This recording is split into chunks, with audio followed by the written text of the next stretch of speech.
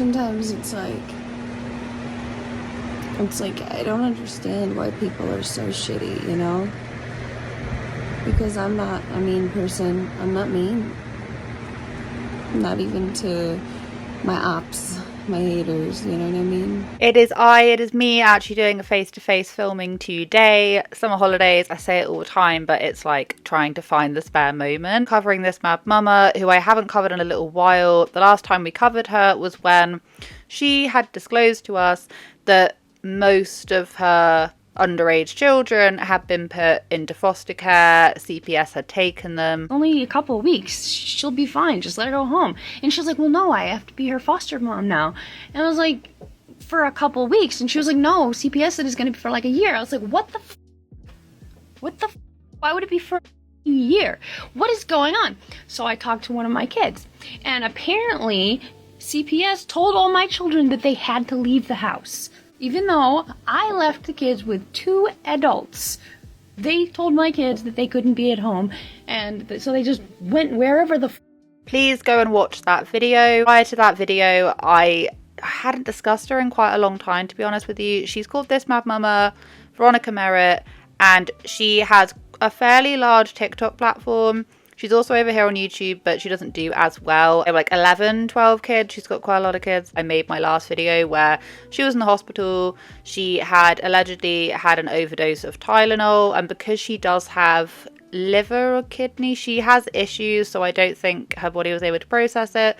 And she ended up in a coma for a week, so she says. When she woke up, she basically agreed to the fact that all of her underage kids be put into foster care. Why did CPS take my 12 kids? That's a post that I made a few days ago. 3 of my kids are adults, so obviously CPS didn't take them. But everyone keeps saying, oh, CPS has all your kids. So I was in the hospital, okay? I accidentally, and it's not even that I took too much Tylenol. I think that my body couldn't process it. It resulted in liver failure. I ended up in a coma for almost a week. They thought that I wasn't going to make it, so CPS grabbed up my kids.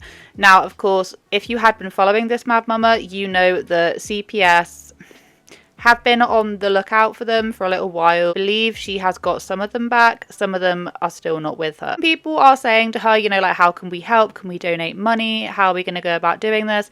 The thing to remember about Veronica is that ever since she has been on TikTok, she has had various GoFundMes set up, various cries for help, people then trying to support her and give her money. She's had various instances where she's set up wish lists and GoFundMes, and still not a lot has ever really been done. She used to claim that she was able to make 10k or whatever it was in a month. She wasn't very good with money, literally in her own words, so she would often just blitz through it. It's not as if people haven't tried to help her, and now she's in a situation where she needs to be able to get her kind of derelict house. I mean, it's not derelict, but as we're going to find out in a minute, it needs serious work doing to it. They said that should be good enough. They're checking with the health department to confirm. As long as the health department says that works, then it'll be good enough for CPS and the kids will come home. Knowing that this house needs some serious maintenance, and if CPS ever went in there and saw it, they would find fault. People have been saying this to her for quite a while. So instead of her getting any money that she's ever had been given to her, or the money that she's made through TikTok when she's had a good month, she has never actually put that money to better use. Only procrastinators will understand. I am so happy because I paid my water bill on time. Like, I didn't wait for a disconnect notice or anything. I just paid it. But whoever, whatever, she is an adult at the end of the day. However, she's now in a situation where she is an adult and most of her kids are not living with her. Instantly, one of her kids was taken away from her because they needed to have scans because they had previously been I think they were in remission for cancer.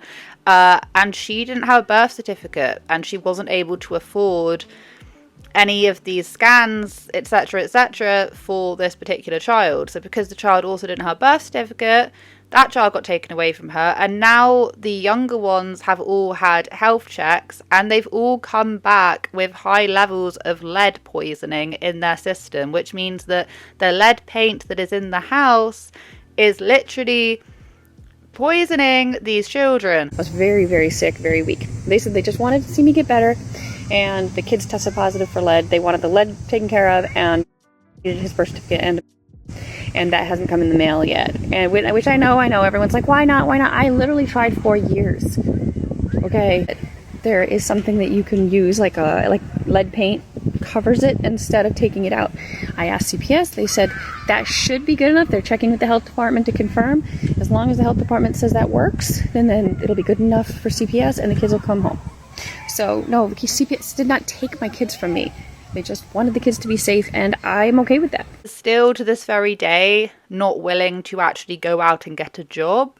She is basically banking on the fact that she'll be able to make money from TikTok and YouTube, etc. Has said at various points, if anyone wants to help out, watch videos. I wanted to point out that the video that I posted the other day had 700,000 views because I asked my supporters, I said, please show support on my videos. That video made $250 for my family. So that money can be used to get the supplies to get the kids home. So for you guys thinking I'm not working, yes, I am. This is it. This is me working. So again, if you're one of our followers, one of our supporters, make sure you interact with this and other videos of ours. We can't let the haters win, you know. They're spreading lies and rumors about my family, trying to hurt us for whatever reason. I don't know what it is. It's like they get off on hurting single moms or something. I don't know what it is. So show support and, you know, help us make some money so that I can take care of the kids. It's actually a little while ago, but we're going to delve deeper into now what we found out. You know how serious lead is? How did you not see the symptoms? And Veronica said, this child is extremely intelligent. There were no symptoms. I don't know what intelligence has to do with this. So now she is trying to get her kids back, and she's now just started to upload on YouTube. And the YouTube videos, people are just...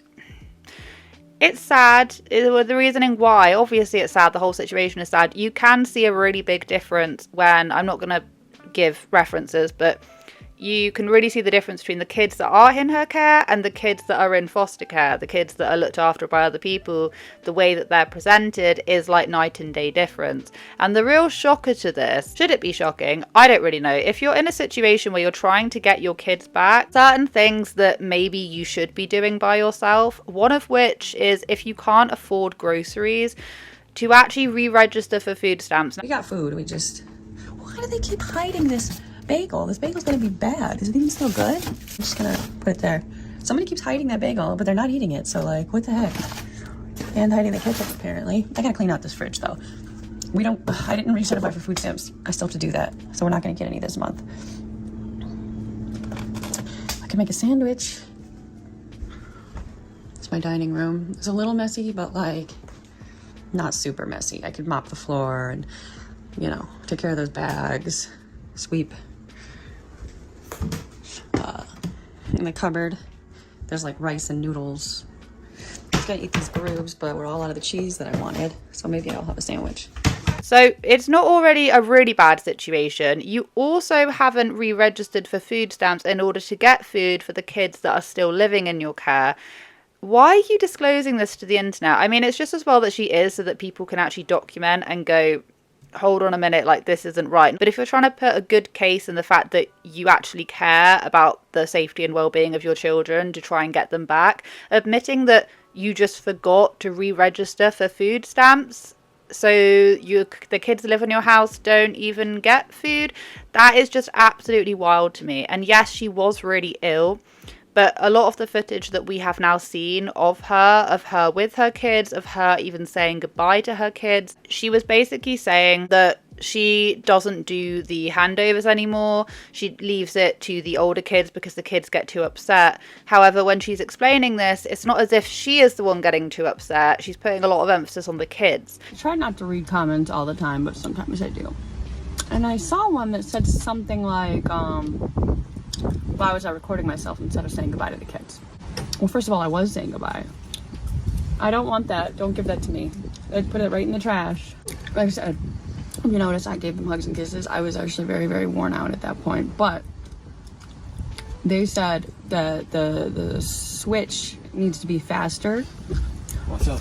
And it's harder for them if I'm the one handing them over. And they cry more. So by having their siblings do it, it just goes more smoothly.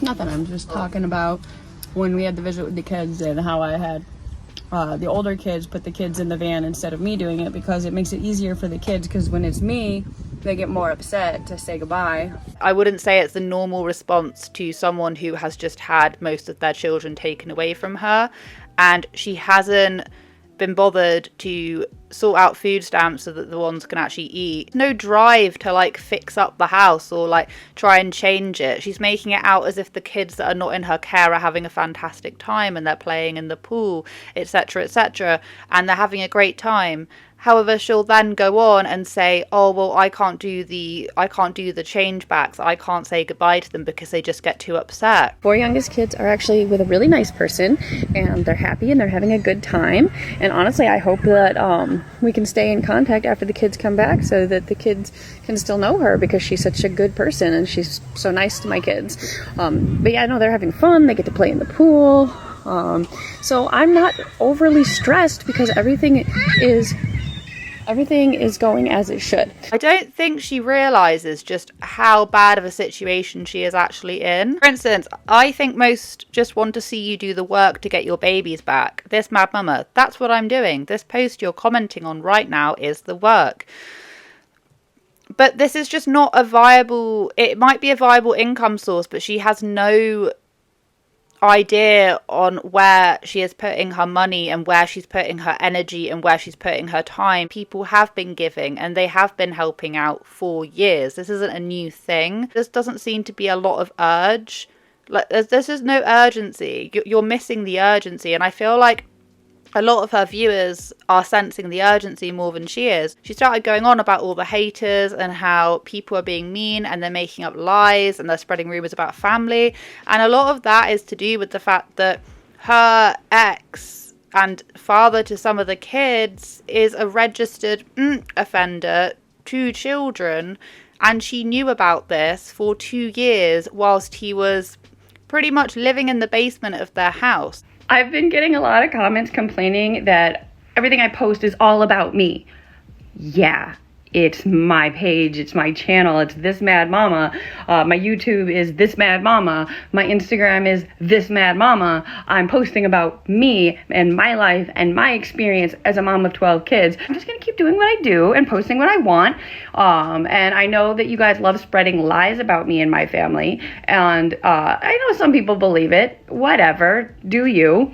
But you know, it kind of just makes you look crazy off my page and make up lies about me. Like, I don't do that to you. Name one person I've ever done that to, that I've stalked online and harassed and spread lies about. I'm concerned about you in this video. You seem very detached from the kids. You're not yourself. And then Veronica says, I actually feel very detached from reality lately. It's not the kids, it's the world. Sometimes I think maybe this is all fake and I'm still in the coma. Someone else said, this sounds incredibly healthy to feel this way while having kids in your custody.